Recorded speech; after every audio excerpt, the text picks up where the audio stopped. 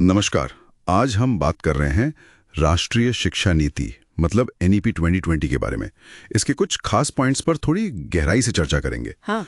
ये वो पॉलिसी है जिसका मकसद है भारत के एजुकेशन सिस्टम में आप कह सकते हैं बड़े सुधार लाना और लक्ष्य भारत को एक ग्लोबल नॉलेज सुपर पावर बनाना। जो जानकारी हमारे पास है वो बताती है कि इसका मिशन है स्टूडेंट्स को 21वीं सदी के लिए तैयार करना, जरूरी स्किल्स और नॉलेज देना। तो चलिए देखते हैं कि स्कूल से लेकर हायर एजुकेशन तक क्या क्या बड़े बदलाव इसमें सोचे गए हैं। पहले स्कूल एजुकेशन की बात करते हैं। सबसे पहले तो ये नई संरचना 5+3+3+4 वाली। हाँ, ये जो 5+3+3+4 है, ये पुरानी 10+2 वाली व्यवस्था की जगह ले रही है।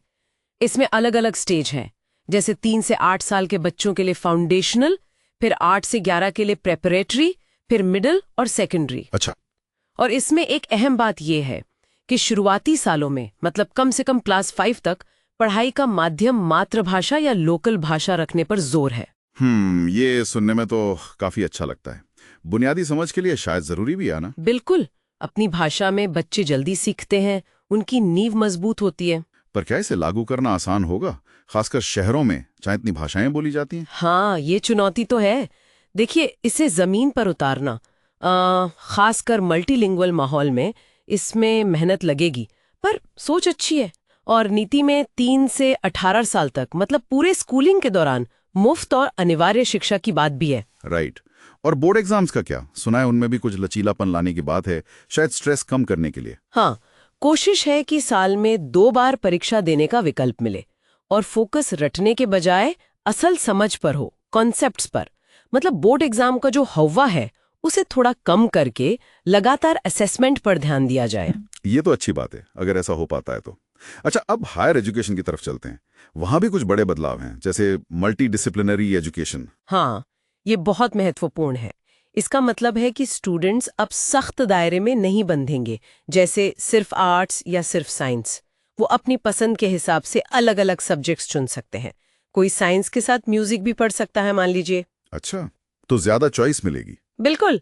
और इससे जुड़ी एक और चीज है, मल्टीपल एंट्री और एग्जिट। हाँ, ये क्या है? मतलब बीच में पढ़ाई छोड़ सकते हैं फिर शुरू कर सकते हैं? हाँ, कुछ वैसा ही।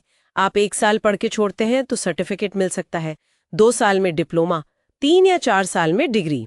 और अगर आप ब्रेक लेते हैं तो बाद में वहीं से दोबारा शुरू कर सकते हैं। और इसी के लिए वो एकेडमिक बैंक ऑफ क्रेडिट यानी एबीसी की बात है, सही है? एकदम सही। ये एक तरह का डिजिटल लॉकर होगा। आपके जो भी क्रेडिट्स होंगे वो इसमें जमा होते रहेंगे, चाहे आपने वो क्रेडिट किसी भी मान्यता प्राप्त इंस्टीट्यूट से कमाए हों। इससे फ्लेक्सिबिलिटी बहुत बढ़ जाएगी। हाँ, ये तो काफी सुविधाजनक लग रहा है। और हाँ, इसी के साथ एमफिल प्रोग्राम को हटाने का भी प्रस्ताव है, शायद सिस्टम को थोड़ा और स्ट्रीमलाइन करने के लिए।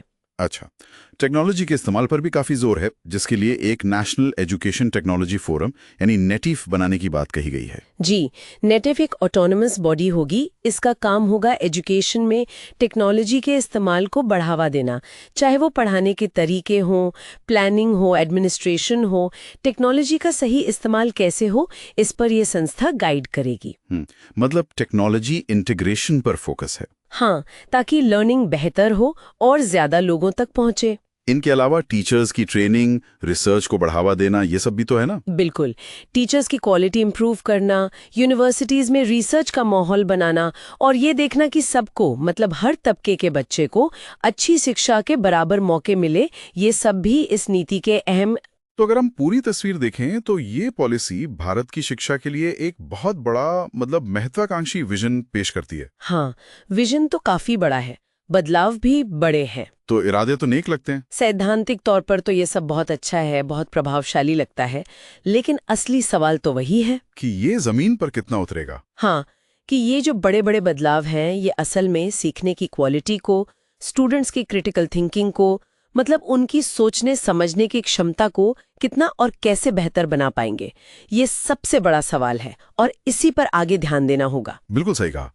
नीति में क्षमता तो है, पर इसकी कामयाबी इसके सही तरीके से लागू होने पर ही टिकी है।